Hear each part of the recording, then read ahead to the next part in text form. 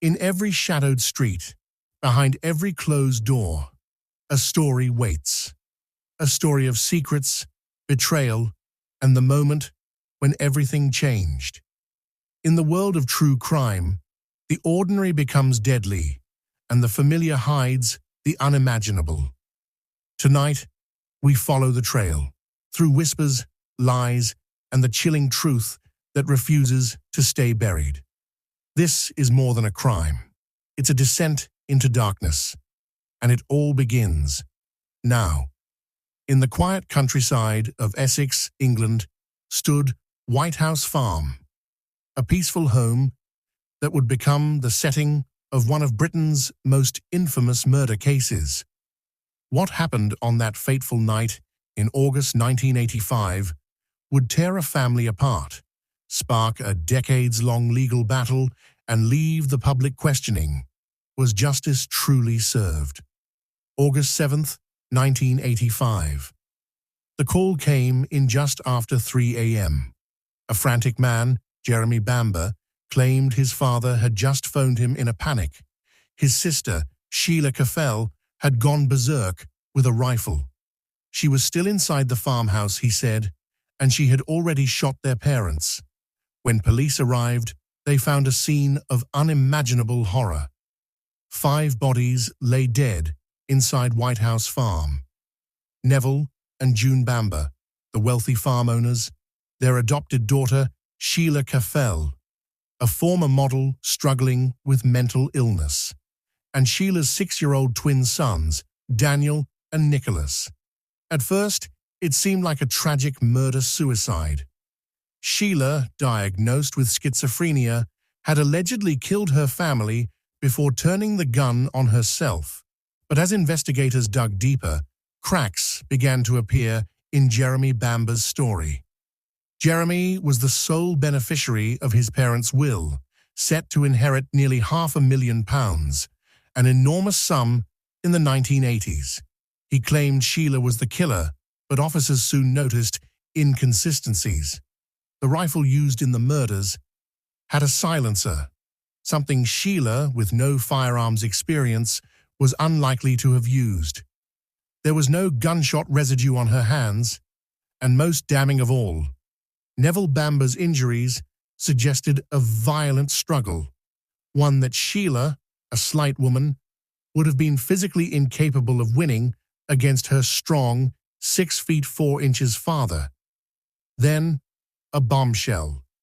Jeremy's ex-girlfriend came forward, claiming he had once bragged about how easy it would be to kill his parents and frame Sheila. The police re-examined the evidence, and Jeremy Bamber was arrested. In October 1986, Jeremy Bamber stood trial for the murders. The prosecution painted him as a cold, calculating killer, a man who slaughtered his entire family for money and tried to pin it on his mentally ill sister. The jury heard how he had staged the scene, even moving Sheila's body to make it look like suicide. Phone records showed he had likely fabricated the call from his father. And most chillingly, the silencer, found hidden in a cupboard, contained forensic evidence linking Jeremy to the murders. After a 6-week trial, the jury took just over a day to reach their verdict: guilty.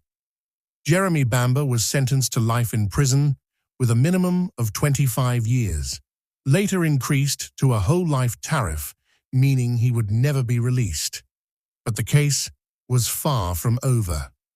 For decades, Jeremy Bamber has maintained his innocence, claiming he was wrongly convicted. His supporters argue that key evidence was mishandled, that Sheila's mental state made her capable of the killings, and that the silencer was planted. Multiple appeals have been filed and rejected. Yet, the debate rages on. Was Jeremy Bamber a ruthless killer who got away with murder for just a little too long? Or was he the victim of a grave miscarriage of justice? Today, White House Farm still stands, its dark history forever etched into its walls.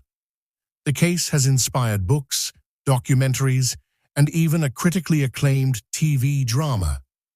But for the families of the victims, the wounds may never fully heal. 5 lives were brutally taken that night, and whether the right man sits behind bars remains a question that still divides true crime enthusiasts to this day. One piece of evidence became the linchpin of the prosecution's case: the rifle silencer. Found days after the murders, hidden in a cupboard, it would prove to be Jeremy Bamber's undoing. Forensic tests revealed 2 critical things. First, blood spatter inside the silencer matched Sheila Caffel's, suggesting it had been used during the murders. Second, and most damning, tiny specks of paint were found on the silencer, matching the windowsill where Jeremy allegedly leaned the rifle to stage Sheila's suicide. The prosecution argued that Jeremy had carefully wiped the rifle clean of fingerprints, but forgot about the silencer, the one piece of evidence that tied him directly to the crime scene. But Jeremy's defense team fought back. They claimed the silencer had been planted, that police mishandled evidence, and that the blood traces could have been contaminated. Yet, the jury found the forensic evidence too compelling to ignore. Sheila Caffel was a beautiful, troubled woman. A former model with a history of mental illness, she had been diagnosed with schizophrenia. In the months before the murders, her behavior had grown increasingly erratic. Jeremy's defense argued that Sheila, in a psychotic break, could have committed the murders. They pointed to her documented paranoia, her fear that her children would be taken from her, and her previous threats of violence. In extreme cases, schizophrenia can lead to violent outbursts, even against loved ones. But for a woman of Sheila's slight build to overpower her father, a tall and strong man, that's highly unusual. The prosecution countered that Sheila had no history of physical violence, no experience with firearms, and, most importantly, no motive. Unlike Jeremy, she stood to gain nothing from her parents' deaths. Behind the idyllic facade of White House Farm lay a family fraught with tension. Jeremy, the adopted son, had a strained relationship with his parents. He resented their control over the farm finances, and rumors swirled that they disapproved of his lifestyle. Sheila, meanwhile, was deeply unstable after her divorce.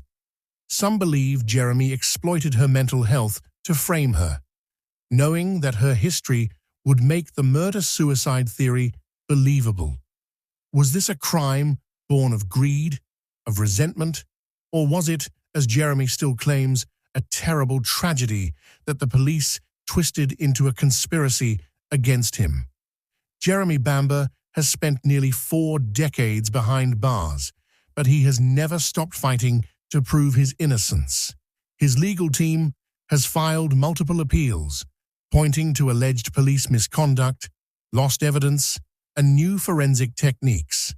In 2002, the Criminal Cases Review Commission re-examined the case, but found no grounds for appeal. Then, in 2012, Bamber's team submitted new evidence, claims that Sheila had gunshot residue on her nightgown. But experts disputed this, saying the residue could have been transferred after her death. The problem with this case is that so much hinges on forensics from the 1980s. Today, we'd have DNA, digital footprints, better ballistics. Back then, it was much easier for mistakes to happen. Yet, despite numerous attempts, no court has ever overturned Jeremy Bamber's conviction. For now, he remains one of Britain's most notorious convicted killers. The White House Farm murders continue to fascinate and horrify. Internet sleuths, documentaries, and even professional investigators still debate: did the right man go to prison? Some believe Jeremy is a psychopath who fooled everyone. Others argue Sheila's mental health was unfairly dismissed. And then there are those who wonder, was there a third, unknown killer? 5 people died that night. Only one man was convicted. And if Jeremy Bamber truly is innocent, then the real killer may have gotten away with murder. What do you think? Was Jeremy Bamber a cold-blooded killer who manipulated the system? Or was Sheila Caffel's mental illness the real culprit? Let me know in the comments. And if you want more deep dives into unsolved mysteries, don't forget to like and subscribe.